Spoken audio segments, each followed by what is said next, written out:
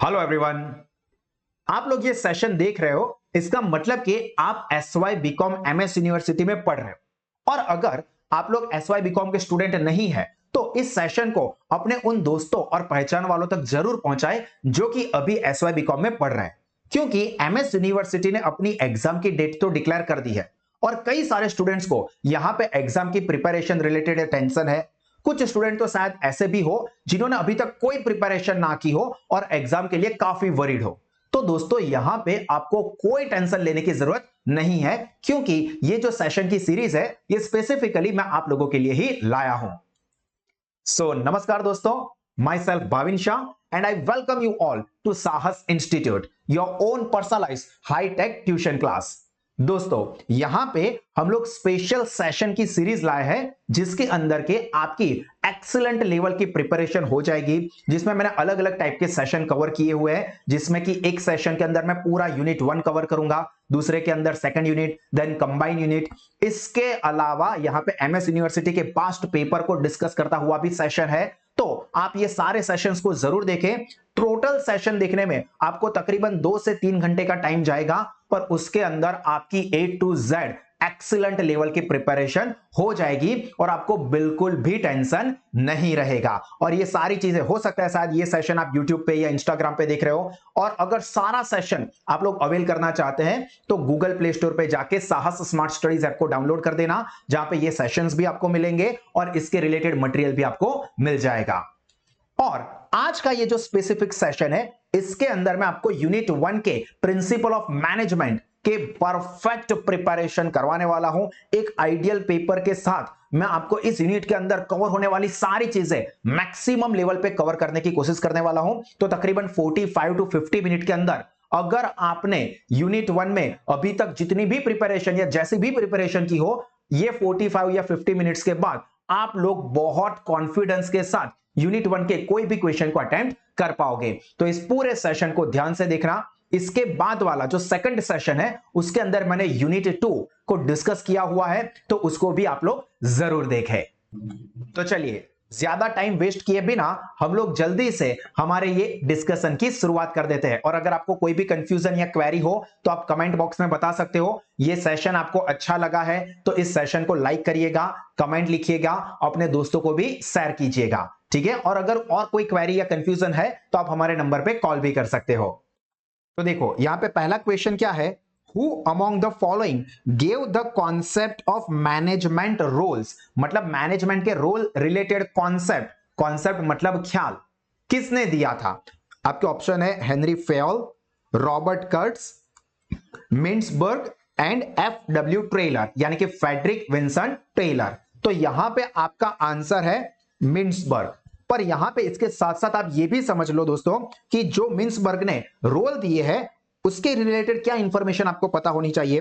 तो roles of manager given by Henry Mintzberg, ये इनका पूरा नाम है, इज क्लासिफाइड इन 3 कैटेगरीज। देखो मैनेजरियल रोल या मैनेजमेंट रोल के बारे में जो कॉन्सेप्ट है वो यहां पे हमको दिया था हेनरी मिन्सबर्ग ने, और इसके साथ साथ उसने इस रोल के बारे में डिटेल में क्या कहा था, तो 3 कैटेगरी में उसको क्लासिफाई किया था, जिसमें सबसे पहली कैटेगरी है इंटरपर्सनल रोल, जिसके अंदर 3 चीजें आती है। याद रखना इंटरपर्सनल रोल के अंदर 3 रोल परफॉर्म करने होते हैं मैनेजर को, जिसमें पहला है figurehead, leader and liaison. ये 3 रोल कवर होते हैं इंटरपर्सनल रोल में। Then second is informational role, जिसके अंदर क्या चीज आती है, तो उसके अंदर पहला है मॉनिटर, डिसेमिनेटर एंड स्पोक्समैन। ये 3 रोल आते हैं इंफॉर्मेशनल रोल में। And third is decisional role. Decisional role के अंदर आएगा entrepreneur, disturbance handler, resources allocator and negotiator. ये क्यों याद रखने की जरूरत है, क्योंकि यहां से आपको क्वेश्चन आ सकता है कि from the following blank combination is related to interpersonal role of a manager और informational role of a manager, और इसमें से कोई भी कॉम्बिनेशन दिया हो। या आपको ऐसा भी पूछ सकते हैं कि find out the odd one out. Odd one out ढूंढो, मतलब जे अलग પડતો હોય એ ઓપ્શનને શોધો। તો અહીંયા તમને એવું કરી શકે કે 3 રોલ જે છે એ ફોર એક્ઝામ્પલ ઇન્ટરપર્સનલ રોલ ના આપે અને કોઈ એક રોલ છે એ ઇન્ફોર્મેશનલ કાં તો ડિસિઝનલ રોલમાંથી આપે, તો તમારે અલગ કયું છે એ શોધવાનું આવે। या तो फिर यहां पे इंफॉर्मेशनल रोल के अंदर कौन कौन सी चीजें कवर होती है, किसी भी तरह से एमसीक्यू आ सकता है। तो ये चीजों भी आपको अपने ध्यान में रखनी है। और भी इसके रिलेटेड इंफॉर्मेशन देख लो। हम लोग मैनेजमेंट की बात कर रहे हैं, तो मैनेजमेंट की डेफिनेशन अलग अलग स्कॉलर ने दी है, तो ये भी आपको पता होनी चाहिए। तो जो एफ.डब्ल्यू. टेलर, जो कि बहुत ही फेमस है, तो ये एफ.डब्ल्यू. टेलर यानी कि फ्रेडरिक विल्सन टेलर, उन्होंने जो डेफिनेशन दी थी उसको प्रोडक्शन या एफिशिएंसी डेफिनेशन भी कहा जाता है। और उन्होंने क्या कहा था, तो management is the art of knowing what you want to do and then seeing that it is done in the best and cheapest way. Cheapest यानी कि सस्ते में सस्ता। तो यहां पे आपको एमसीक्यू किस तरह से आ सकता है, from the following blank definition is given by F W. Taylor. और यहां पे चार जो अलग अलग डेफिनेशन है वो दे सकते हैं, या तो कोई डेफिनेशन दी हो और कहा हो कि this definition is given bye blank, तो ये भी आपको समझना जरूरी है, इसलिए सारी चीजें मैं कवर कर रहा हूं। तो पहली डेफिनेशन थी वो एफ.डब्ल्यू. टेलर की है। Second definition which is given by Stanley Vance, जिनकी डेफिनेशन को डिसीजन ओरिएंटेड डेफिनेशन कहा जाता है। और उन्होंने क्या कहा है, तो management is simply the process of decision making. देखो process of decision making and control आए, इसका मतलब कि ये स्टैनली वेंस की बात चल रही है। Over the action of human being for the expressed purpose of attaining predetermined goal. आपको मेन वर्ड्स कौन से याद रखने, process of decision making and control, तो आ जाएगा Stanley Vance. Then third definition which is given by Koontz, और उनकी जो डेफिनेशन है उसको पीपल ओरिएंटेड डेफिनेशन भी कहा जाता है। और उन्होंने क्या कहा है कि management is the art of getting the things done through and with people. और ये डेफिनेशन दोस्तों काफी पॉपुलर एंड इंपॉर्टेंट है, जो कि कुन्स ने दी है। एंड आखिरी डेफिनेशन है it is given by Henry Fayol, ये भी बहुत ही फेमस स्कॉलर है, और उनकी डेफिनेशन को फंक्शन ओरिएंटेड डेफिनेशन भी माना जाता है। और उन्होंने क्या कहा है, तो to manage is to forecast, forecast मतलब अंदाज करवो, प्रिडिक्ट करवो, to plan, organise, coordinate and control. तो जब भी forecast, plan, organise, coordinate, control ये वर्ड्स आ रहे हैं, इसका मतलब कि ये डेफिनेशन है हेनरी फेयोल की। समझ में आया? तो दोस्तों यहां पे आपको थोड़ा आइडिया आ गया होगा कि मैं आपको किस तरह से ये प्रिपरेशन करवा रहा हूं। एक एमसीक्यू मैंने यहां पे लिया और उसके साथ कनेक्टेड सारी इंफॉर्मेशन को मैं कवर कर रहा हूं, ताकि कहीं से भी गोल घुमा के फिरा के एमसीक्यू आ जाए तो भी आपको कोई दिक्कत ना हो। ये चीज क्लियर हुई? तो अगर आपको ये अच्छा लगा है, समझ में आ रहा है कि मैं किस तरह से प्रिपरेशन करवा रहा हूं, तो इस पूरे सेशन को ध्यान से देखना, इस वीडियो को लाइक करना, नीचे कमेंट लिखिए, अच्छा लगे तो अच्छा लगे, बुरा लगे तो बुरा लिखिए। आपके जो भी ओपिनियन है, रिव्यूज है, वो नीचे दे सकते हो। और पूरा एक्सेस आपको चाहिए तो गूगल प्ले स्टोर पे से सास स्मार्ट स्टडीज ऐप को भी डाउनलोड कर सकते हो। चलिए अभी हम लोग आगे देखते हैं। Second question, blank can be simply defined as the systematic method of handling activity। देखो सिस्टमैटिक मेथड, सिस्टमैटिक मेथड का मतलब क्या होता है, प्रोसेस। क्योंकि प्रोसेस क्या होता है, कोई चीज करने की सिस्टमैटिक मेथड होती है। मतलब मैगी बनाने का प्रोसेस क्या है, तो स्टेप टू स्टेप यहां पे आपको मेथड दी जाएगी। भाई पहले एक कटोरे के अंदर पानी भरो, पानी को उबालो, 5 मिनट के लिए उबालो, उसके अंदर मसाला डालो, उसके अंदर मैगी डालो, थोड़े टाइम के लिए स्टर यानी कि हिलाओ। तो ये क्या है, स्टेप टू स्टेप मेथड, जिसको हम क्या कहेंगे, process. Clear? Then next third, Fayol's contribution were first published in, Henri Fayol, उन्होंने अपना मैनेजमेंट में कंट्रीब्यूशन था वो सबसे पहली बार कब पब्लिश हुआ था, तो इट वाज पब्लिश्ड इन 1916, 1916। अभी इसके साथ कनेक्टेड इंफॉर्मेशन भी समझ लो कि हेनरी फेयोल जो है पब्लिश्ड हिज फेमस बुक, ये भी आपको काम लग सकता है एमसीक्यू में, एडमिनिस्ट्रेशन इंडस्ट्रियल एट जनरल। ये हेनरी फेयोल की बुक का नाम है, जो कि 1916 1916 में पब्लिश हुई थी, और उसी के अंदर उन्होंने मैनेजमेंट रिलेटेड अपने प्रिंसिपल्स दिए थे। तो 1960 में हेनरी फेयोल ने अपनी book administration industrial et general, उसके अंदर ये अपना मैनेजमेंट में प्रिंसिपल्स का कंट्रीब्यूशन दिया था। प्रिंसिपल ऑफ मैनेजमेंट मतलब संचालना सिद्धांतों। देखो फेयोल ने और क्या कहा था, तो Fayol divided business operation in 6 categories. ये भी एमसीक्यू में काम लग सकता है कि फेयोल ने जो बिजनेस ऑपरेशन है यानी कि बिजनेस एक्टिविटी है उसको 6 कैटेगरी में बाइफरकेट किया। और वो कौन कौन सी है, तो वो है technical, commercial, financial, security, accounting and management. तो ये 6 कौन सी कैटेगरी है वो भी थोड़ा अपने माइंड में फिट रखना।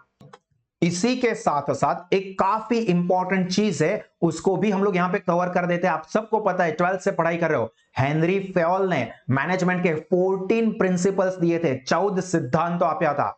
तो वो कौन से 14 प्रिंसिपल है और वो प्रिंसिपल को आप एक एक सेंटेंस में कैसे याद रख सकते हो, ये पूरा मैं यहां पे बता रहा हूं, जिससे कि आपको प्रिपरेशन में काफी आसानी हो जाएगी। तो देखो, सबसे पहला जो प्रिंसिपल यहां पे दिया था, उन्होंने कहा था डिवीजन ऑफ वर्क। और डिवीजन ऑफ वर्क में क्या होता है, तो work should be distributed among the workers as per their skills, knowledge, experience, ताकि स्पेशलाइजेशन का बेनिफिट मिल सके। मतलब जो एक्सपर्ट होगा वही उस काम को करेगा, ताकि वो काम के अंदर मैक्सिमम आउटपुट मिल सके। वो कवर होता है डिवीजन ऑफ वर्क में। Then second, authority and responsibility, मतलब कोई भी काम करने के लिए हर एक लोग पर्सन को प्रॉपर ऑथोरिटी और रिस्पॉन्सिबिलिटी असाइन हुई होनी चाहिए। मतलब के ऑथोरिटी के बिना के रिस्पॉन्सिबिलिटी और रिस्पॉन्सिबिलिटी के बिना की ऑथोरिटी कोई काम की नहीं होती है। तो सिंपल यहां पे हेनरी फेयोल यही कहना चाहते थे कि हर एक काम करने के लिए कोई पर्सन को प्रॉपर ऑथोरिटी और रिस्पॉन्सिबिलिटी दोनों देने चाहिए। देन थर्ड, डिसिप्लिन, ये तो बहुत इंपॉर्टेंट चीज है। कोई भी ऑर्गेनाइजेशन को सक्सेसफुली चलाने के लिए उसमें डिसिप्लिन फॉलो हो, ये बहुत जरूरी है। और इसीलिए ये डिसिप्लिन वाले प्रिंसिपल में उन्होंने किस पे फोकस किया था, rules and regulations. Organisation rules regulation बनाए और उसको प्रॉपरली फॉलो करवाए। Then unity of command, unity मतलब एकता, कमांड मतलब ऑथोरिटी। तो यहां पे क्या कहा है कि subordinate will receive the order and instruction from one superior only. मतलब एक पर्सन के ऊपर जो सुपीरियर होगा वो एक ही होगा जो उसको ऑर्डर या इंस्ट्रक्शन देगा। ऐसा नहीं होगा कि एक पर्सन को बहुत सारे अलग अलग लोग ऑर्डर या इंस्ट्रक्शन दे दे, जिससे कि कंफ्यूजन क्रिएट हो जाए। तो यहां फॉर एग्जांपल मैं आपको ये पढ़ा रहा हूं, तो मैं बेस्ट लेवल पे आपको ये गाइड कर रहा हूं। तो अब यहां पे आप थोड़ा थोड़ा अलग अलग जगह से देखने जाओगे, मैं इनका भी देख लो, इनका भी सुन लो, इससे भी पता कर लो, तो क्या होगा, आपको कंफ्यूजन होगा। अगर आप एक जगह से प्रॉपरली पढ़ाई कर रहे हो, बेस्ट लेवल का आपको सपोर्ट मिल रहा है, तो आपको होगा क्या, प्रिपरेशन प्रॉपर हो जाएगी। उसी तरह से बिजनेस के अंदर सबऑर्डिनेट को एक ही सुपीरियर के पास से ऑर्डर्स और इंस्ट्रक्शन मिलने चाहिए, ऐसा यूनिटी ऑफ कमांड में कहा है। Then unity of direction, direction मतलब दिशा, यहां समझो। तो one head and one plan for group of activity, मतलब कोई एक ग्रुप जो कि एक एक्टिविटी या एक ऑब्जेक्टिव को अचीव करने के लिए काम कर रहा है, उसका एक ही हेड होगा और उसको वो एक ही हेड डायरेक्शन देगा। Then subordination of individual interest for general interest, मतलब कि ऑर्गेनाइजेशन का जो इंटरेस्ट या ऑब्जेक्टिव होगा वो प्रायोरिटी होगा, इंडिविजुअल का जो पर्पस या ऑब्जेक्टिव है वो सेकेंडरी होगा। मतलब यहां पे अगर पर्सन के यानी कि एम्प्लॉय के और ऑर्गेनाइजेशन के ऑब्जेक्टिव या गोल के बीच में कॉन्फ्लिक्ट यानी कि प्रॉब्लम हो रहा है, तो जो इंडिविजुअल ऑब्जेक्टिव है उसको इग्नोर करना पड़ेगा और जो ऑर्गेनाइजेशन के ऑब्जेक्टिव है उसको प्रेफरेंस देना पड़ेगा। ये सबऑर्डिनेशन, सबऑर्डिनेशन मतलब गिव अप कर देना, क्या, individual interest for general interest. Then remuneration, remuneration मतलब रिवॉर्ड। तो उसमें क्या कहा है कि there should be proper remuneration system, जिससे कि एम्प्लॉइज को एनकरेजमेंट मिले। तो रेम्यूनरेशन सिस्टम फेयर होनी चाहिए, इफेक्टिव होनी चाहिए। देन सेंट्रलाइजेशन, दो कॉन्सेप्ट आते हैं, सेंट्रलाइजेशन एंड डिसेंट्रलाइजेशन, मतलब सत्तानु एकत्रीकरण और सत्तानु विकेंद्रीकरण। तो मतलब कि जब ऑथोरिटी कोई एक पर्सन या एक ग्रुप के पास कॉन्सेंट्रेटेड होगी तो उसको कहेंगे सेंट्रलाइजेशन, जो कि नॉर्मली टॉप मैनेजमेंट पे होता है। और अगर ये ऑथोरिटी अलग अलग सबऑर्डिनेट्स के बीच में डिस्ट्रीब्यूट हो जाती है तो उसको कहेंगे डिसेंट्रलाइजेशन। और लार्ज ऑर्गेनाइजेशंस जो होते हैं उसमें डिसेंट्रलाइजेशन अच्छा होता है और स्मॉल ऑर्गेनाइजेशन के लिए सेंट्रलाइजेशन। तो इस चीज को भी आप जरा याद रखना। Then scalar chain, scalar chain का मतलब क्या, एक लाइन होनी चाहिए। तो हायरार्की, हायरार्की का मतलब एक सीक्वेंस, एक line of authority from top to bottom for the communication. मतलब कम्युनिकेशन करना है तो इस पर्सन के पास है, यहां पे आएगा, यहां से यहां, यहां से यहां, यहां से यहां, ये एक चेन, ये एक लाइन फिक्स होनी चाहिए। देन ऑर्डर, तो ऑर्डर में दो चीजें आती, एक मटेरियल और दूसरा ह्यूमन। तो दोनों चीजें प्रॉपर अवेलेबल होनी चाहिए, proper order for material and human, जो कि इजीली अवेलेबल हो ताकि फंक्शनिंग स्मूथली चलता रहे। देन इक्विटी मतलब कि यहां पे जो मैनेजर है उसको सभी को इक्वल लेवल पे देख रहा है, फिर किसी को पार्शियलिटी करे, यार ये तो बहुत अच्छी लगती है तो इसको तो थोड़ा जाने देंगे, ये तो साला लिखता ही निकम्मा है तो उसको तो मैं थोड़ा डराऊंगा धमकाऊंगा ज्यादा काम करूंगा, ऐसा नहीं करना है। सब लोगों को इक्वल नजर से देखना है। मतलब कि manager should be kind and just and behave fairly with everyone. Then stability of tenure, ये भी एक बहुत इंपॉर्टेंट चीज है और आजकल के जमाने में ये बहुत कम देखने को मिलती है। मतलब स्टेबिलिटी ऑफ टेन्योर मतलब क्या, आप आपके आसपास कोई फ्रेंड्स वगैरह को देखेंगे कि ये बॉयफ्रेंड गर्लफ्रेंड है, पर 3 महीने पहले ब्रेकअप हो गया, अभी नया बॉयफ्रेंड चल रहा है, अभी नई गर्लफ्रेंड चल रही है, 2 महीने के बाद फिर से चेंज, मतलब ये चेंज का प्रोसेस बहुत फास्ट है। तो ये अच्छी बात नहीं है स्पेसिफिकली बिजनेस लेवल पे कि एम्प्लॉय बहुत ज्यादा चेंज हो जाएंगे तो बिजनेस के लिए अच्छा नहीं है। तो यहां पे जो टेन्योर, टेन्योर मतलब टाइम पीरियड, वो स्टेबल होना चाहिए। मतलब कोई एम्प्लॉय ऑर्गेनाइजेशन ज्वाइन करता है तो वो लॉन्ग टाइम तक हमारे बिजनेस के अंदर वर्क करना चाहिए। देन इनिशिएटिव, इनिशिएटिव मतलब यहां पे भी मैं आपके एंगल से समझाता हूं। कई बार हमने देखा होगा कि हमारे फ्रेंड्स जो है, वे जाने वो लड़की देख तेरे को ही देख रही है, जा जा प्रपोज कर, अरे डर क्यों हो रहा है, मैं हूं ना, मैं तेरे साथ ही हूं। तो ये हम क्या करते, इनिशिएटिव कराते हैं, एनकरेज करते हैं, भाई तू जा, तू कर, तुम संघर्ष करो, हम तुम्हारे साथ हैं, ऐसा हम लोग करते हैं। तो यहां पर भी यही कहना चाहते हैं कि जो एम्प्लॉइज है उसको इनिशिएशन करने के लिए एनकरेजमेंट देना चाहिए, कुछ करना है तो देखो, freedom to think and execute the plan for the work by the workers, उनको फ्रीडम मिलेगी कि आप कोशिश करो, मैनेजमेंट आपके साथ है। And last, esprit de corps, esprit de corps का मतलब क्या है, यूनियन इज स्ट्रेंथ, या तो develop a team spirit, Indian team India हम ऐसा बोलते हैं। मतलब के सब लोग एक है, अंदर अंदर किसी को एक दूसरे के खिलाफ नहीं काम करना है। जैसे अगर आपने चक दे इंडिया मूवी देखा हो, शाहरुख खान का काफी टाइम पहले आया था, जिसके अंदर हॉकी की टीम होती है, तो उसके अंदर उन सभी लड़कियों के बीच में डिस्प्यूट चलते रहते हैं, पर वहां पे शाहरुख खान ये समझाता है कि हम, मुझको ऐसी टीम चाहिए जो पहले अपनी टीम के लिए खेले, मतलब यूनिटी स्ट्रेंथ, हम सब एक है तो ही हम लोग जीत पाएंगे। तो हमेशा बिजनेस के अंदर ये एक मेंटालिटी होनी चाहिए वर्कर्स के अंदर कि हम सब लोग एक टीम है, हम लोग इंटरनल एक दूसरे की कंपटीशन नहीं है। तो ये 14 प्रिंसिपल्स ऑफ मैनेजमेंट को भी आप लोग ध्यान रखिएगा। इसके बाद ये वाला क्वेश्चन भी काफी इंपॉर्टेंट है, who is considered as the father of social system approach, social system approach के फादर के तौर पे किसको देखा जाता है, तो वो है विल्फ्रेडो पैरेटो। विल्फ्रेडो पैरेटो जो है, he is considered as the father of social system approach. तो ये बाकी के जो लोग हैं वो क्या है, तो उसके रिलेटेड जो भी इंपॉर्टेंट इंफॉर्मेशन है वो भी देख लो कि father of social system approach जो हमने अभी डिस्कस किया, विल्फ्रेडो पैरेटो। जबकि फादर ऑफ साइंटिफिक मैनेजमेंट, ये काफी इंपॉर्टेंट है, वो कौन है, FW टेलर, फेडरिक टेलर। और उन्होंने ही 2 इंपॉर्टेंट स्टडी दी थी, time study and motion study. तो ये भी आपको एमसीक्यू में काम लग सकता है कि who gave the time study and motion study, तो वो है FW Taylor. Then father of general management वो है हेनरी फेयोल, याद रखना Henri Fayol is consider as the father of general management या administration management. And father of modern management काफी important, वो है Peter Drucker. Peter Drucker is consider as the father of modern management. Clear हुआ दोस्तों। इसके बाद next वाला question भी देखो, which of the following principle of management explain that each group of activity with the same objective must have one head and one plan। देखो one head one plan ऐसा कौन से प्रिंसिपल ने कहा, और भी हमने 14 प्रिंसिपल्स के बारे में डिस्कशन किया था, तो ये ऑप्शन देखो और उसके अंदर आपको यह आया था यूनिटी ऑफ कमांड। देखो यहां पे मैं आपको दिखा देता हूं, ये रहा हमारा यूनिटी ऑफ कमांड। तो यहां पे देखो यूनिटी ऑफ कमांड ये अलग है, यूनिटी ऑफ कमांड में क्या है कि सबऑर्डिनेट को एक ही सुपीरियर ऑर्डर देगा, but one plan for one group, वो किस में आया था, डायरेक्शन में, one head one plan, unity of direction. तो यहां पे आंसर हमारा क्या होगा दोस्तों, यूनिटी ऑफ डायरेक्शन होगा, ना कि यूनिटी ऑफ कमांड। तो ये चीज आप अपने एमसीक्यू के पैम्पलेट में ध्यान रखना, ये सारे डिस्क्रिप्शन भी मैंने दिए हुए पैम्पलेट में, तो आप लोग ये करेक्शन कर देना, यूनिटी ऑफ डायरेक्शन आएगा। और ये सारी चीजें मैंने ऑलरेडी अंदर आगे प्रिंसिपल्स में कवर कर ली है। उसके बाद देखो 6th MCQ, which principle of management emphasize replacement of rule of thumb. अब आपको पहले यह पता होना चाहिए कि रूल ऑफ थंब क्या है। देखो रूल ऑफ थंब का मतलब क्या, orders and instruction are given by the owners or superiors and workers have to blindly follow it. मतलब वर्कर यहां पे कोई अपनी एडवाइस नहीं दे सकते, ऊपर मैनेजमेंट ने, बॉस ने जो कहा है वही सब कुछ फॉलो करना होगा. इसका मतलब है रूल ऑफ थंब कि मैं हूं, मैं जो कहूंगा वही होगा.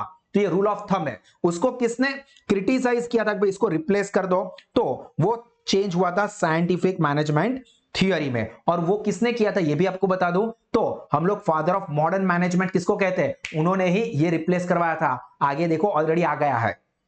उसके बाद next, which term in Fowles 14 principles of management states that material and people should be in right place at the right time. देखो राइट टाइम पे, राइट प्लेस पे, मटेरियल एंड ह्यूमन दोनों हो चाहिए. तो देखो 14 प्रिंसिपल्स ऑफ मैनेजमेंट और उसके अंदर देखो ये 10th नंबर का ऑर्डर है, उसके अंदर मटेरियल एंड ह्यूमन वो प्रॉपर प्लेस पे होने चाहिए. तो यहां पे हमारा आंसर क्या होगा दोस्तों, आंसर आएगा ऑप्शन बी, ऑर्डर. क्लियर हो रहा है. अगर नोट्स आप समझे हो तो किसी का भी, अभी ऑर्डर के ऊपर आया गया, किसी के ऊपर भी एमसीक्यू आ सकता है. ये चीज आपकी क्लियर है तो आपको कोई टेंशन नहीं लेना होगा.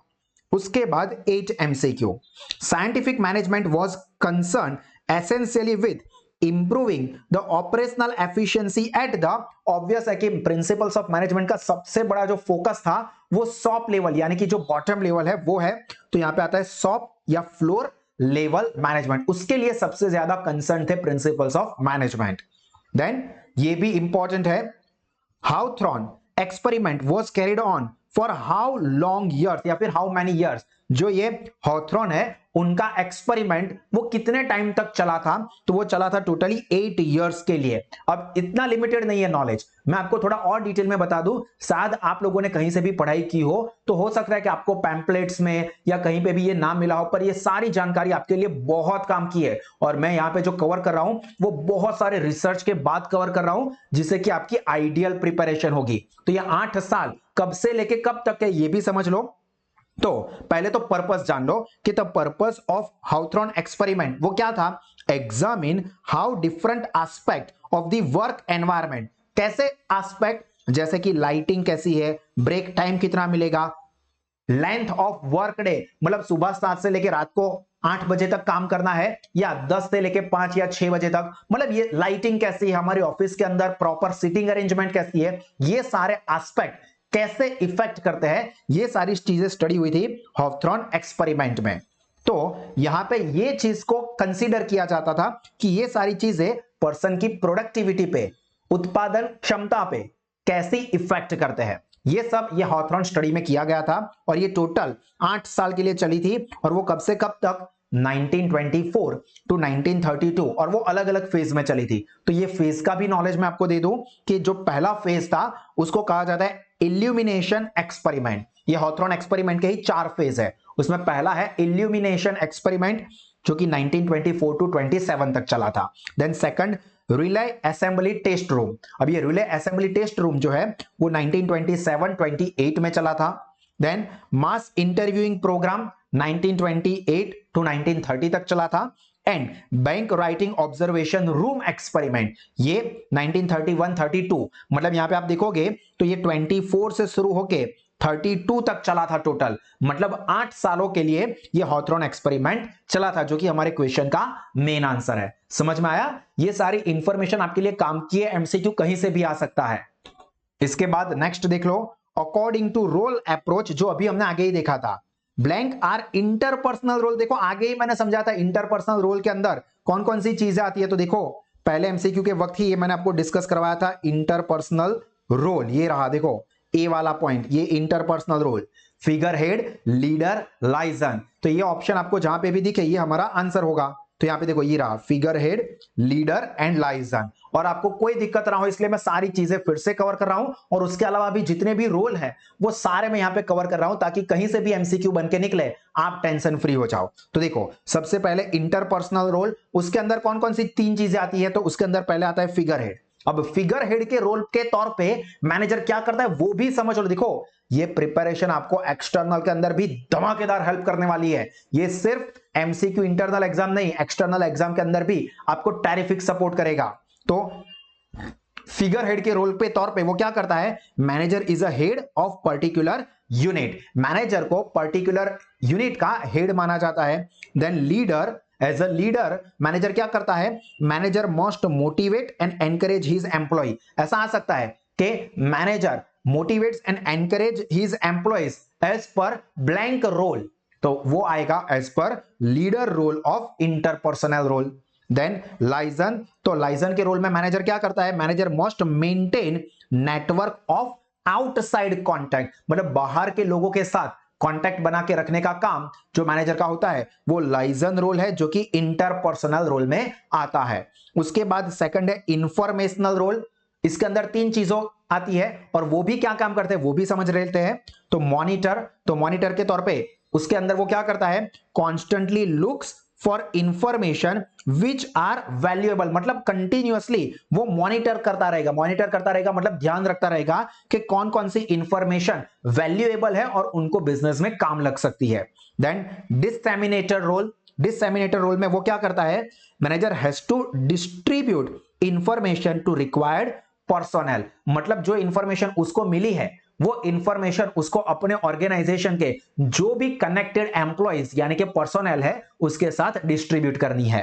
एंड स्पोक्समैन, तो transmit the information outside the business unit. Spokesman का काम क्या होता है, बाहर के लोगों को, दुनिया को इंफॉर्मेशन देना, तो ये भी मैनेजर रोल प्ले करता है। देन डिसीजनल रोल, तो डिसीजनल रोल के अंदर चार चीजें, पहला है एंटरप्रेन्योर, जो कि क्या करता है, एंटरप्रेन्योर क्या करता है, looks for the new idea, कहां से हमको मार्केट में से न्यू आइडिया मिलता है और वो न्यू आइडिया को लेके हम लोग एक बिजनेस सेटअप करेंगे, ऐसा एक एंटरप्रेन्योर सोचता है।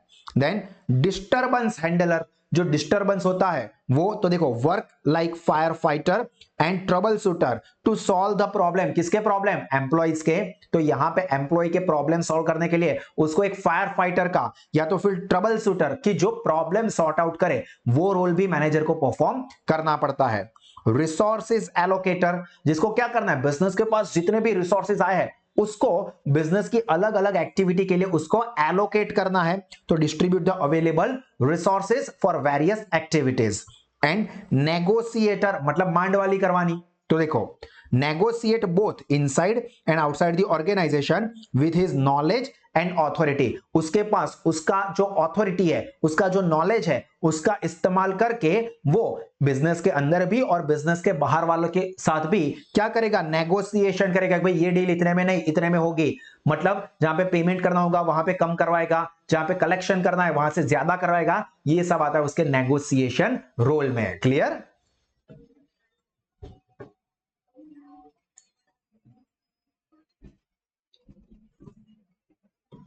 इसके बाद देख लो, which of the following is not the role prescribed under the role approach, तो देखो रोल अप्रोच, अभी ये सारे के सारे रोल हमने देख लिए, तो ये रोल के अंदर कौन सा रोल नहीं आ रहा है, तो देखो लीडर आ गया, स्पोक्स पर्सन आ गया, मॉनिटर करने का काम भी आ गया, स्पेक्युलेटर मतलब सट्टाखोरी करवाનું काम लीडर नो नहीं, तो यहां पे हमारा आंसर क्या बनेगा, ऑप्शन डी स्पेक्युलेटर मतलब सट्टाखोर। Then next, blank was against the bureaucratic management and emphasized the management with creative and innovative characteristics, तो देखो जो पुराना वाला है ब्यूरोक्रेटिक मैनेजमेंट का मतलब क्या, कि जहां पे जो सुपीरियर है या बॉस है उसी के पास सारा पावर, वर्कर की कोई वैल्यू नहीं, उसको रिप्लेस करके एम्फेसाइज किया कि भाई आप क्रिएटिव और इनोवेटिव मैनेजमेंट पे फोकस करो। जो मॉडर्न मैनेजमेंट दिया था उन्होंने किया था ये, और मॉडर्न मैनेजमेंट के फादर कौन है, पीटर ड्रकर, तो ये एम्फसाइज ब्यूरोक्रेटिक को बंद करो और यहां पे एम्फसाइज करो क्रिएटिव एंड इनोवेशन के ऊपर, जो कि कहा था पीटर ड्रकर ने, who is considered as the father of modern management. ये फिर से मैं आपको याद करा दूं, देखो Peter Drucker consider as the father of modern management, उसके अलावा कुछ और चीजें भी, Peter Drucker opted for more flexible and collaborative approach, ये भी आ सकता है कि हु opted और adopted more flexible and collaborative approach, तो वो पीटर ड्रकर ने किया था। and gave high importance to decentralization, मतलब विकेंद्रीकरण, पावर एक जगह पे कॉन्सेंट्रेटेड नहीं रहेगा, अलग अलग सबऑर्डिनेट्स के बीच में डिस्ट्रीब्यूट हो जाएगा। नॉलेज वर्क, एमबीओ जो आगे आएगा, मैनेजमेंट बाय ऑब्जेक्टिव्स, स्मार्ट, ये भी एक टेक्निक है, इन सबके ऊपर यहां पे पीटर ड्रकर ने एम्फसाइज किया था। उसके बाद 13th, इसके साथ भी मैंने बहुत सारे पॉइंट कवर किए हैं, तो tactical planning is also known as blank, तो देखो tactical planning is also known as operational planning. अब यहां पे हमारा टॉपिक कनेक्ट हो रहा है टाइप्स ऑफ प्लान रिलेटेड, क्योंकि टेक्निकल प्लान ये प्लानिंग का ही एक टाइप है। तो यहां पे अलग अलग टाइप्स ऑफ प्लानिंग समझ लो। तो मेन 4 है, जिसमें पहला है कॉर्पोरेट एंड फंक्शनल प्लानिंग, जिसके अंदर क्या क्या चीजें आती है। तो पहला है कॉर्पोरेट प्लानिंग। अब कॉर्पोरेट प्लानिंग क्या करता है, तो planning of activities eight the top level. Top level पे एक्टिविटी का जो प्लानिंग होता है वो आता है कॉर्पोरेट प्लानिंग में। आपको एमसीक्यू में आ सकता है कि planning of activity at the top level is considered as the blank planning. तो क्या आएगा, कॉर्पोरेट प्लानिंग। सेकंड है फंक्शनल प्लानिंग। तो फंक्शनल प्लानिंग में क्या होता है, prepare plan for each major function of the organisation. इस तरह से क्वेश्चन आ जाता है, planning for each major function of the organisation is considered as the blank. तो उसको हम लोग क्या कहेंगे, फंक्शनल प्लानिंग। समझ में आ रहा है आप लोगों को। Then strategic and operational planning, उसके अंदर पहले स्ट्रेटेजिक प्लानिंग। तो स्ट्रेटेजिक प्लानिंग के अंदर क्या आता है, तो process of deciding objective, policies, resources, ये सब डिसाइड करना, स्ट्रेटेजी बनाएंगे। तो उसके अंदर क्या कंसीडर होगा, deciding objectives, policies and resources. जबकि operational planning is also called short term planning और टैक्टिकल प्लानिंग। देखो हमारे एमसीक्यू का क्वेश्चन यही है, इसके साथ जुड़ा हुआ है, ये हमारा एमसीक्यू है। पर देखो इसके साथ कितनी सारी चीजें मैं कवर कर रहा हूं, ताकि एमसीक्यू कहीं से भी आए आपका नॉलेज लिमिटेड ना हो। तो ये ऑपरेशनल प्लानिंग, देखो इसलिए यहां पे हमने आंसर में ऑपरेशनल प्लानिंग कहा, कि उसी को टैक्टिकल प्लानिंग या तो फिर शॉर्ट टर्म प्लानिंग भी कहा जाता है। और ये होता क्या है, तो operational planning is the process of deciding efficient use of resources and control mechanism. Efficient use of resources and control mechanism के ऊपर कौन सा मैनेजमेंट फोकस करता है, सॉरी कौन सा प्लानिंग, तो वो आएगा operational planning. Then proactive and reactive planning. Proactive मतलब एडवांस में रेडी रहना, रिएक्टिव मतलब बाद में रेडी होना। तो देखो proactive planning, designing suitable course of action in anticipation of change. मतलब कि चेंज आएगा तो हम लोग कैसे डील करेंगे, ये हम पहले से प्रिडिक्ट कर लेते हैं। मतलब सपोज कोविड-19 आएगा या फिजिकल पढ़ाई में प्रॉब्लम होगा, तो हम क्या करेंगे, तो हम लोग डिजिटल एडवांस लेवल के क्लासरूम बना के रखेंगे, जिससे कि स्टूडेंट कहीं से भी बेहतरीन लेवल की पढ़ाई बहुत ही कम फीस में ले सके, ताकि उसको ज्यादा टेंशन ना हो, कॉलेज जाए, कॉलेज में एंजॉय करे, और पढ़ाई की रिस्पॉन्सिबिलिटी वो हमारी रहेगी। उसके लिए आप टेंशन छोड़ दो, क्योंकि कहीं से भी पढ़ाई कर दोगे। तो ये क्या है, प्रोएक्टिव मतलब पहले से एक्टिव होके ये प्लानिंग करना। जबकि रिएक्टिव क्या है, रिएक्टिव मतलब ऐसा हो गया अब हम क्या करें ये सोचना। तो reactive planning, preparing plan after the environmental changes, मतलब एनवायरमेंट चेंज हो गया, अब हम लोग क्या करेंगे, कैसे करेंगे, तो ये बाद में डिसाइड करते हैं, वो होगा रिएक्टिव प्लानिंग। तो हमेशा प्रोएक्टिव प्लानिंग ये बेस्ट होता है। And then formal and informal planning. तो फॉर्मल प्लानिंग क्या है, well structured plan done by large organization. याद रखना लार्ज ऑर्गेनाइजेशन जो है वो फॉर्मल प्लानिंग के ऊपर फोकस करते हैं, और जो कि मोस्टली इंजीनियर्स करते हैं according to the book. Otherwise तो कोई भी करता है, बट यहां पे फोकस किसके ऊपर किया है, कि जो इंजीनियर्स होते हैं वो फॉर्मल प्लानिंग करते हैं। जबकि इनफॉर्मल प्लानिंग जो है वो क्या है, तो it is done by small organization and mostly it is based on managers memory of event and gut feelings. Gut feelings मतलब समझदारी, जो मेरे अंदर ठूस ठूस के भरी हुई है और आपके अंदर तो खाली है। एग्जाम्पल है, बुरा मत लगाना, और वैसे भी सही बात का क्या बुरा लगाना। तो यहां पे क्या कहा है कि जो इनफॉर्मल प्लानिंग है वो स्मॉल ऑर्गेनाइजेशन करते हैं, और वो मैनेजर जो है उनकी मेमोरी कितनी है, उनको क्या याद है, कितना याद है, और उनकी गट फीलिंग्स के ऊपर डिपेंडेंट है। जबकि फॉर्मल प्लानिंग जो होता है वो लार्ज ऑर्गेनाइजेशन में होता है, और मोस्टली मैनेजर्स करते हैं। वो भी कौन से, जो इंजीनियर्स है वो वाले। Then next, blank planning involves designing suitable course of action in anticipation of likely changes. और भी मैंने समझाया कि पहले एंटीसिपेट मतलब क्या, पहले से अंदाज कर लेना, ભવિષ્યમાં આવું થશે એટલે આપણે અત્યારથી જ આ રીતે પ્રિપેરેશન કરીએ। આવી આપણે જે વિચારીએ જેને શું કહેવાશે, proactive.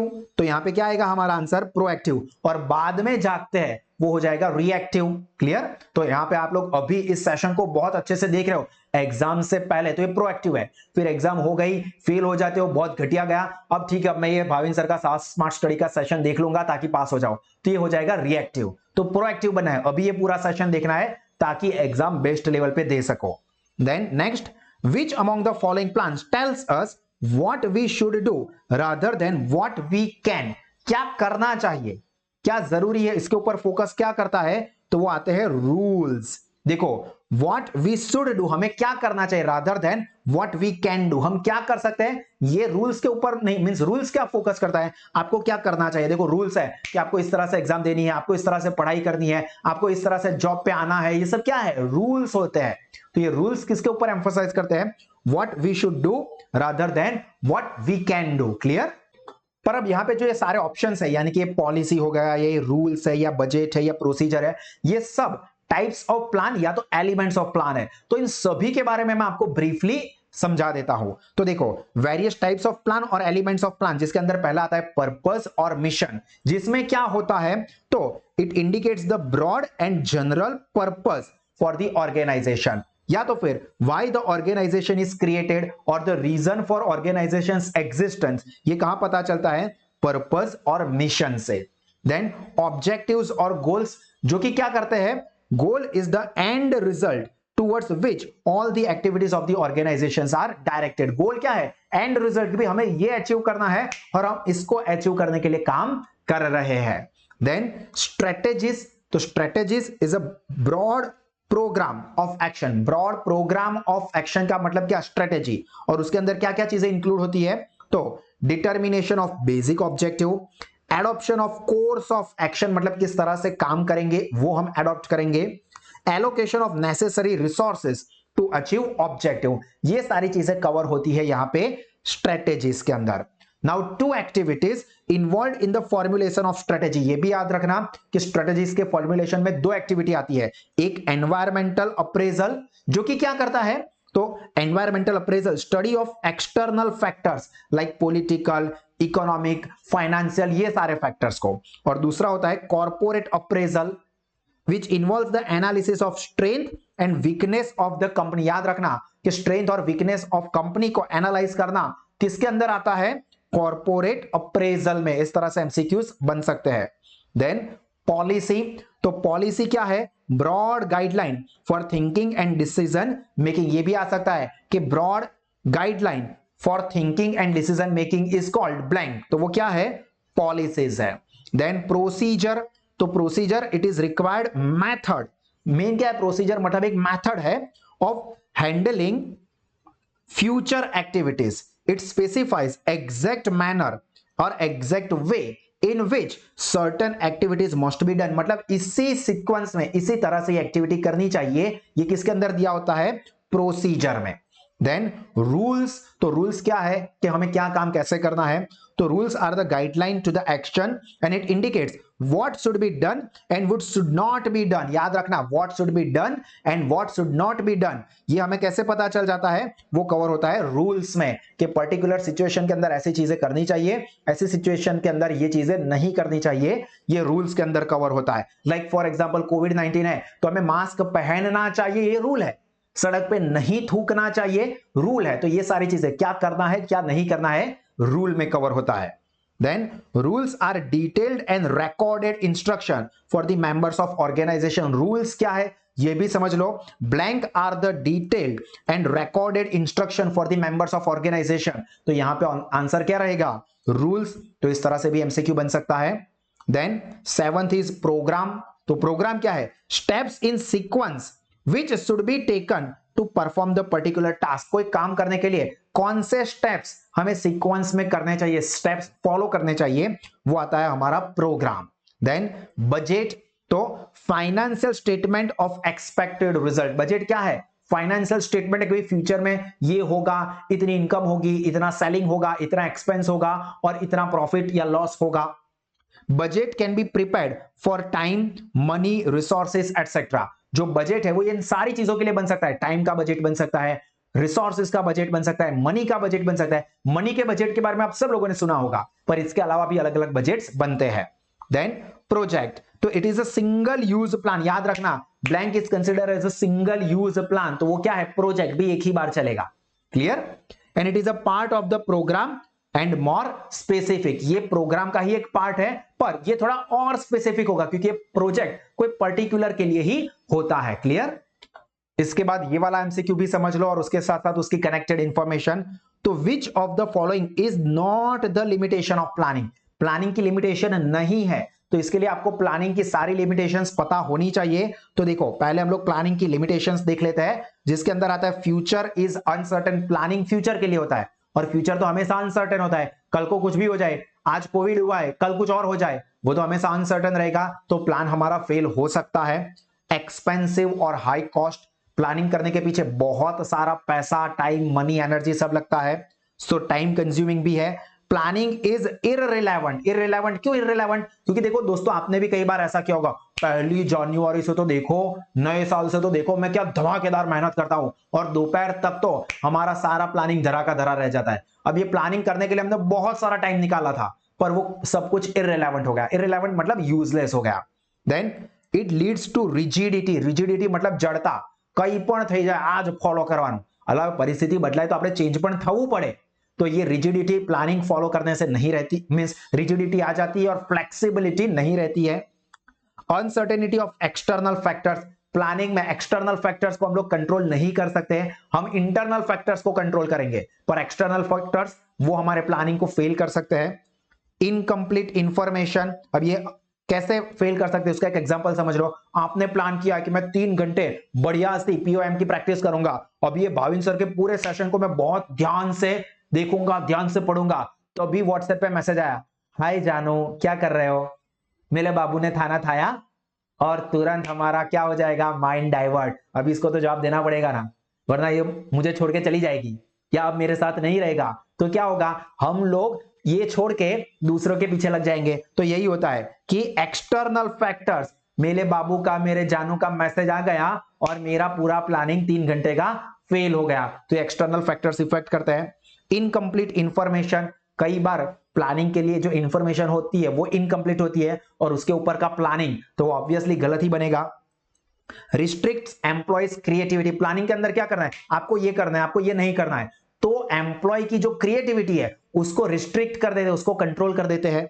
And use of faulty methods और मेथड, कई बार प्लानिंग की मेथड गलत हो जाती है। तो ये सारे ऑप्शन में से अब यहां पे देखो कौन सी लिमिटेशन आपको नहीं दिख रही है, तो ऑब्वियसली फ्लेक्सिबिलिटी देखो इस लिस्ट में नहीं है, प्लानिंग की वजह से फ्लेक्सिबिलिटी तो नहीं रहती है, तो लिमिटेशन क्या है यहां पे, नॉट द लिमिटेशन, तो flexibility is not the limitation. चलिए उसके बाद प्रोसेस ऑफ प्लानिंग भी समझ लो, ये भी आपको पता होना चाहिए कि what is the correct sequence for the process of planning. तो यहां पे ये सारे पॉइंट्स आपको सीक्वेंस में ही याद रहने चाहिए। तो पहला है अवेयरनेस और परसेप्शन ऑफ अपॉर्चुनिटी, मतलब जैसे ही अपॉर्चुनिटी दिखे उठा लो, मतलब लड़की ने स्माइल किया मतलब प्रपोज करके ही छोड़ो, तो ये क्या है, अपॉर्चुनिटी के बारे में पता होना, ये सिर्फ एग्जांपल है। देन एस्टैब्लिशिंग ऑब्जेक्टिव्स, मतलब हमारे गोल ये सेट करना। क्लैरिफाइंग प्लानिंग प्रीमाइस, अब प्लानिंग प्रीमाइस का मतलब क्या होता है, making some assumption of future event, ऐसा आ सकता है, making the assumption for the future event is consider as blank, तो वो क्या है, planning premise. Then determining alternative course of action, अगर प्लान ए गलत हो गया तो क्या करेंगे, प्लान बी फॉलो करेंगे, मतलब ऑल्टरनेट कोर्स ऑफ एक्शन बना के रखेंगे, ऑल्टरनेट मतलब वैकल्पिक। देन इवेल्युएटिंग ऑल्टरनेटिव सोर्सेज, जो वैकल्पिक सोर्स हमारे पास अवेलेबल है उसका भी इवेल्युएशन करेंगे कि भाई ये चलेगा या नहीं चलेगा। Then selecting best course of action, 4 लड़कों ने प्रपोज किया, अब उसमें से बेस्ट कौन है वो सिलेक्ट करना पड़ेगा ना। उसी तरह से प्लानिंग में भी क्या होता है कि अलग अलग प्लान बनाए, अलग अलग सोर्सेस देखे, उसमें से बेस्ट क्या है उसको सिलेक्ट करना। देन फॉर्मुलेशन ऑफ डेरिवेटिव्स और डिकोडिंग द सपोर्टिव प्लान, मतलब मेन प्लान अचीव करने के लिए जो सबऑर्डिनेटिव प्लान हमने बनाया होगा उसको भी एनालाइज करना, फिर ऐसा ना हो कि ये गलत प्लान के चक्कर में हमारी मेन चीज गलत हो जाए। Then numbering the plans by budgeting, establishing sequence of activities, and last implementation और कंट्रोल। तो ये पूरा सीक्वेंस या प्रोसेस है ऑफ प्लानिंग, तो ये आप अच्छे से याद रखोगे, यहां से भी एमसीक्यू आ सकता है। Then corporate planning denotes planning at the, देखो ये ऑलरेडी आ गया, कॉर्पोरेट प्लानिंग क्या होता है, टॉप लेवल के लिए होता है, तो मैं फिर से नहीं समझाऊंगा, अभी आगे कवर हो गया। The term MBO again important, MBO management by objective, तो उसकी सारी चीजें मैं यहां पे कवर करूंगा।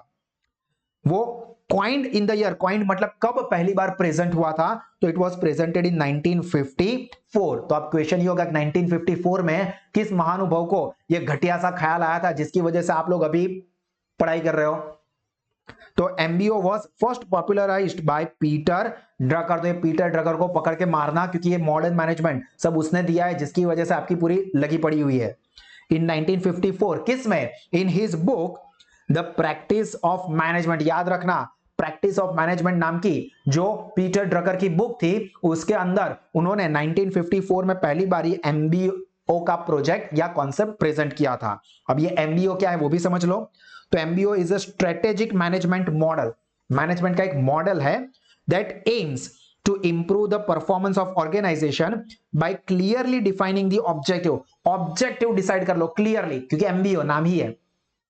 That agreed by both management and employees, मतलब मैनेजर और एम्प्लॉइज दोनों इस ऑब्जेक्टिव्स के लिए एग्री हो, ऐसे ऑब्जेक्टिव्स डिसाइड कर दो। Steps in the process of MBO, ये आपको सीक्वेंस में याद होना चाहिए कि यही सीक्वेंस में एमबीओ का प्रोसेस होता है। तो पहला होता है setting of organizational purpose and objective. Second, identify the key result area. अब की रिजल्ट एरिया का मतलब क्या होता है? It indicates priorities for the organization performance, कि भाई पहले ये करो इसके बाद ये करो। की परफॉर्मेंस किस में दे रहा है? की यानी कि important. Then setting objectives of subordinates, मतलब सभी सबऑर्डिनेट है उनके लिए भी गोल बना के रखो। फॉर एग्जांपल सुपीरियर ने अपना गोल तो बनाया, पर उसके नीचे जितने भी सबऑर्डिनेट्स है उसके लिए भी सुपीरियर जो है वो ऑब्जेक्टिव सेट करेगा। Then matching resources with the objective, हमारा जो ऑब्जेक्टिव है वो और हमारे पास जो रिसोर्सेज है वो दोनों यहाँ पे अवेलेबल है। मतलब फॉर एग्जांपल बल्लाल देव से लड़ना है और उसके लिए आपके पास तलवार ही नहीं है, तो या इतना छोटा सा चाकू दिया है और वहां पे सामने बल्लाल देव वो लंबी गदा लेके खड़ा है, तो आप कैसे लड़ोगे? तो इसके लिए आपके पास बाहुबली जैसी तलवार भी तो चाहिए ना। मतलब रिसोर्सेस और हमारे ऑब्जेक्टिव को मैच करो। अप्रेजल वो क्या करता है? Measures whether the subordinate is able to achieve the objective or not. ये क्या करता है अप्रेजल? भाई ये देखो जिसको जो टास्क दिया है, जो काम दिया है, वो उस काम को कर सके उतना कैपेबल है या नहीं। एंड रिसाइकलिंग, रिसाइकलिंग क्या करता है? Deciding new objective and new course of action if there is deviation. मतलब हमने एक चीज डिसाइड की पर लगता है कि यार ये तो इतना प्रॉपर नहीं चलेगी, तो क्या करेंगे हम लोग? न्यू ऑब्जेक्टिव बनाएंगे, न्यू कोर्स ऑफ एक्शन बनाएंगे। फॉर एग्जांपल आपने अभी तक प्रिपरेशन की हो और आपको लगा कि यार मैंने जहां से जिस तरह से प्रिपरेशन की है वो मुझे इतना आउटकम नहीं दे रही है, तो क्या करोगे? चेंज करेंगे, हम नए ऑप्शंस ढूंढेंगे। देखते हैं कि चलो हमको सास स्मार्ट स्टडी पे समझ में आ रहा है तो हम सास इंस्टीट्यूट से करते हैं या कहीं से भी, या इस मटेरियल से नहीं तो इस मटेरियल से प्रिपरेशन करते हैं। मतलब आप क्या करोगे? New objective and new course of action decide करोगे। ये क्लियर हुआ? अब इसके साथ साथ आप एमबीओ के एडवांटेजेस या बेनिफिट्स भी समझ लो। तो सबसे पहला एडवांटेज है बेटर मैनेजमेंट, मतलब it helps in improving the performance in clarity of objective, clarity of role, periodical reviews, participation and philosophy. Clarity in the organization, ये भी एक अच्छा बेनिफिट है इसका। Personal satisfaction and basis for organizational change. जबकि यहां पे एमबीओ के कुछ लिमिटेशंस या ड्रॉबैक्स या डीमेरिट्स भी है। वो कौन कौन से है? तो पहला ड्रॉबैक है मोर टाइम एंड कॉस्ट और मोर मनी कंज्यूमिंग, मतलब यहां पे ज्यादा पैसा समय वगैरह आपका लगने वाला है। Then failure to teach MBO philosophy. देखो एमबीओ का कॉन्सेप्ट आ जाए, ये बहुत इंपॉर्टेंट चीज है, पर ये एमबीओ का कॉन्सेप्ट मतलब उसकी फिलॉसफी लोगों के भी दिमाग में तो उतरनी चाहिए ना, तो ये एक ड्रॉबैक बन जाती है। Then problem in objective setting, then more emphasize in short term objective. देखो ये बहुत बड़ा, मतलब आजकल के जमाने में आपका भी ये प्रॉब्लम होगा कि क्या है, हमको रातों रात अमीर बनना है, रातों रात करोड़पति बनना है, मतलब वो राजू भाई वाली स्कीम 25 दिन में पैसा डबल। तो ऐसा नहीं होता है, शॉर्ट टर्म के ऊपर ज्यादा फोकस करते हैं, जबकि हमें प्लान करना चाहिए लॉन्ग टर्म के लिए। न्यू ईयर पे आप नए साल के लिए प्लान करते हो, जबकि आपको एक डिकेड 10 साल के लिए प्लान करना चाहिए, 10 साल के बाद क्या अचीव होगा। Inflexibility and frustration, these are various limitations of MBO। तो इसमें से भी आपको MCQ आ सकता है कि from the following blank is और blank is not the limitation of MBO। Clear? इसके बाद नेक्स्ट देख लो, planning premises are planning blank. तो देखो अभी आगे आ गया था प्लानिंग प्रीमाइस क्या है, प्लानिंग एजम्पशन। देखो प्लानिंग के अंदर हमने अभी कंसीडर किया था, मैं आपको दिखा देता हूं। देखो यहां पे प्रोसेस में ये रहा हमारा, ये थर्ड नंबर का पॉइंट, प्लानिंग प्रीमाइसेस जिसके अंदर आता है ये एजम्पशन फॉर फ्यूचर इवेंट। तो देखो यहां पे यही क्वेश्चन हमें कहा है कि planning premises are planning the assumptions. Then next aspect of MBO tries to measure whether the subordinate is achieving his objectives or not। तो ये किस में आता है? अप्रेजल में। ये भी हमने अभी आगे डिस्कस किया।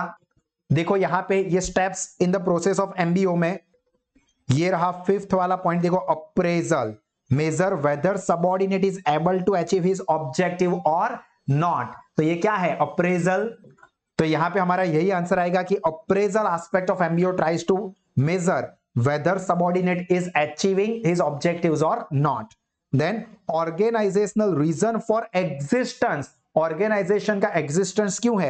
is known as purpose और mission। सबसे पहला ही पॉइंट था, देखो दिखा देता हूं। देखो यहां पे मैंने समझाया ये purpose और mission indicates broad and general purpose for the organization is created और its existence, मतलब बिजनेस क्यों बनाया है वो। तो यहां पे हमारा आंसर आएगा पर्पस और मिशन। क्लियर हुआ? देखो सारे चीजें आगे अगर हमने सारे टॉपिक कवर कर लिए तो अब कहीं से भी एमसीक्यू घुमा के आए आपको कोई दिक्कत नहीं होनी चाहिए। आई होप दोस्तों कि आपको समझ में आ रहा है जो मैं सारी चीजें आपको समझा रहा हूं। और अगर आपको समझ में आ रहा है तो आप इस सेशन को लाइक करें, नीचे कमेंट लिखें और अपने सारे एसवाई बीकॉम के जो भी फ्रेंड्स है उसके साथ शेयर करें। आप एसवाई बीकॉम या टीवाई बीकॉम के लिए या आपके कोई फ्रेंड्स एफवाई बीकॉम के लिए भी इस तरह से एक्सीलेंट लेवल की प्रिपरेशन हाई टेक लेवल पे कॉन्सेप्चुअली पढ़ना चाहते हैं तो आप या आपके फ्रेंड्स आज ही साहस इंस्टीट्यूट को ज्वाइन कर सकते हैं। गूगल प्ले स्टोर से हमारी एप्लीकेशन को भी डाउनलोड कर सकते हैं। अगर आप कंपनी सेक्रेटरी का कोर्स करना चाहते हैं तो वो भी साहस स्मार्ट स्टडीज ऐप पे लोवेस्ट फीस पे एक्सीलेंट लेवल की प्रिपरेशन आपको करवाता है जिससे कि आपकी बढ़िया से प्रिपरेशन हो जाए। इसके बाद देखो नेक्स्ट 22 नंबर का हमारा टॉपिक है organizing process does not include one of the following element. कौन सा एलिमेंट कवर नहीं करता है? तो यहां पे इसके लिए आंसर है अप्रेजल ऑफ सबऑर्डिनेट्स। पर यह आंसर आप कब डिसाइड करोगे? जब आपको पूरा ऑर्गेनाइजिंग का प्रोसेस पता हो तो यहां पे देखो मैं आपके साथ प्रोसेस ऑफ ऑर्गेनाइजेशन डिस्कस कर देता हूं। यहां से सीक्वेंस भी आपको आ सकती है कि blank is the correct sequence for organizing process. तो पहला होता है identifying objectives, second identifying activities, then third grouping और classifying the activities, then assignment of activities, delegation of authorities and fixation of responsibility. देखो ये दोनों चीजें आ गई यहां पे। Determining the authority responsibility relationship and setting up the procedure for communication coordination and control. तो ये पूरा प्रोसेस आपको अच्छे से याद होना चाहिए। Then which of the following is the oldest form of organization? जो अलग अलग टाइप्स ऑफ ऑर्गेनाइजेशन है उस टॉपिक के ऊपर हम जा रहे हैं। तो आपको पता है कि जो सबसे ओल्ड सबसे सिंपल है वो कौन सा है? लाइन ऑर्गेनाइजेशन, रैखिक व्यवस्था तंत्र। और उसके बारे में और थोड़ी इंफॉर्मेशन और बाकी अलग अलग टाइप के ऑर्गेनाइजेशन के बारे में भी मैं आपको ब्रीफ कर देता हूं। तो देखो line organization is the oldest and simplest form of organization and it is used by military for so many years. और इसीलिए इसको स्केलर या मिलिट्री या ट्रेडिशनल या वर्टिकल या हायरार्किकल ऑर्गेनाइजेशन भी कहते हैं। ये सारे लाइन ऑर्गेनाइजेशन के दूसरे नाम है, तो ध्यान रखना दोस्तों। देन इसके अंदर ऑथोरिटी क्या होती है? टॉप से लेके बॉटम तक फ्लो होती है, मतलब ऊपर से नीचे ऑथोरिटी फ्लो होती है। किसमें? लाइन ऑर्गेनाइजेशन में। देन दूसरा है लाइन एंड स्टाफ ऑर्गेनाइजेशन। तो उसकी खास बात क्या है कि staff specialist advise the line manager to perform their duty। then committee organization, देखो नाम से ही पता चल जाता है कमिटी होगी। तो association of people, association of people का मतलब क्या? Committee. Set up to arrive at a solution to the common problem. And matrix organization, matrix मतलब सारी चीजों का मिक्स होना। तो it is a combination of two or more structure of organisation, मतलब दो या उससे ज्यादा अलग अलग टाइप के ऑर्गेनाइजेशनल स्ट्रक्चर एक ऑर्गेनाइजेशन में देखने को मिले, मतलब वो मैट्रिक्स ऑर्गेनाइजेशन चल रहा है। Then next, in blank organization structure staff specialist advise the manager to perform their duties. अभी डिस्कस किया था staff organization, line and staff. देखो स्टाफ स्पेशलिस्ट एडवाइज करते हैं, तो यहां पे हमारा आंसर क्या बनेगा? Line and staff. then the obligation to carry out the task and bear the responsibility जवाबदारी उठावी in terms of standard established and specified is known as accountability मतलब आंसरेबिलिटी, उत्तरदायित्व, गुजराती में ये नाम आपने सुना होगा। देन नेक्स्ट देख लीजिए, when an organization is having large number of projects with a small duration which organization structure is suitable. तो मतलब यहां पे देखो, ऑर्गेनाइजेशन के अंदर बहुत सारे अलग अलग प्रोजेक्ट है छोटे छोटे ड्यूरेशन के, तो हमें क्या करना पड़ेगा, अलग अलग टाइप के ऑर्गेनाइजेशन को फॉलो करना पड़ेगा। तो इसका मतलब क्या होगा, पूरा ऑर्गेनाइजेशन क्या बन जाएगा, मैट्रिक्स ऑर्गेनाइजेशन स्ट्रक्चर, क्योंकि हमें यहां पे अलग अलग टाइप के ऑर्गेनाइजेशंस को अडॉप्ट करना पड़ेगा। फिर ये भी आप लोगों को याद रखना है, span of management may be wider. Span of management, span मतलब टाइम पीरियड, वो वाइड होगा किस केस में, where the rate of change is fast, face to face communication is there, तो फिर ज्यादा होगा ही नहीं, repetitive work and continuous responsibility, where there is a direct supervision. तो डायरेक्ट सुपरविजन जहां पे होगा वहां पे स्पान ऑफ मैनेजमेंट है वो ज्यादा वाइड होगा। Then which organization structure violates, violates का मतलब क्या होता है दोस्तों, ब्रेक करना, तोड़वू, क्या, unity of command and scalar chain, scalar chain को ब्रेक करेगा, मतलब इसी सीक्वेंस में होना चाहिए, या एक ही पर्सन ऑर्डर्स देगा, इंस्ट्रक्शन देगा, ये सारी चीजें किस में ब्रेक होगी, ऑब्वियसली मैट्रिक्स में, क्योंकि मैट्रिक्स के अंदर सारी चीजें इकट्ठा होने वाली है। तो यहां पे आंसर क्या बनेगा, मैट्रिक्स ऑर्गेनाइजेशन।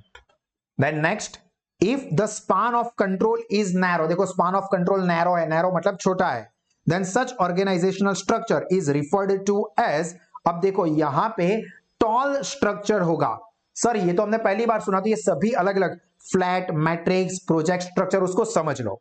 देखो फ्लैट स्ट्रक्चर हम किसे कहेंगे, जो कि हमारा यहां पे पहला ऑप्शन है वो, तो structure with few levels of middle level management, देखो टॉप होगा, बॉटम होगा, और मिडिल लेवल मैनेजमेंट बहुत ही कम होगा between the leadership and employees, और in some case there is no middle management at all, मतलब टॉप हो बॉटम हो मिडिल कुछ है ही नहीं, तो वो क्या होगा हमारा फ्लैट स्ट्रक्चर, सीधा।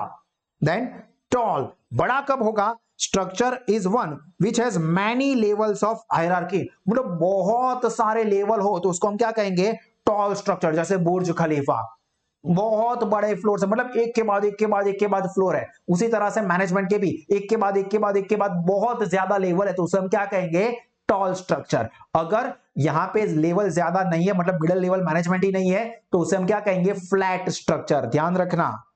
और प्रोजेक्ट स्ट्रक्चर क्या है, structure that facilitates the coordination and implementation of the project activity, project activity का कोऑर्डिनेशन और इंप्लीमेंटेशन प्रॉपर करवाए, वो क्या होगा, project structure. Clear? And then the following steps are involved in the process of organizing, arrange these steps in the correct sequence. तो यहां पे आपको ऑर्गेनाइजिंग का प्रोसेस पता होना चाहिए, जो अभी हमने आगे डिस्कस किया। देखो ये रहा पूरा ऑर्गेनाइजेशन का प्रोसेस, तो ये स्टेप्स को आप देखो, और यहां पे परफेक्ट सीक्वेंस क्या बन रही है, ऑप्शन बी, यानी कि ये पहला हो जाएगा, थर्ड वाला।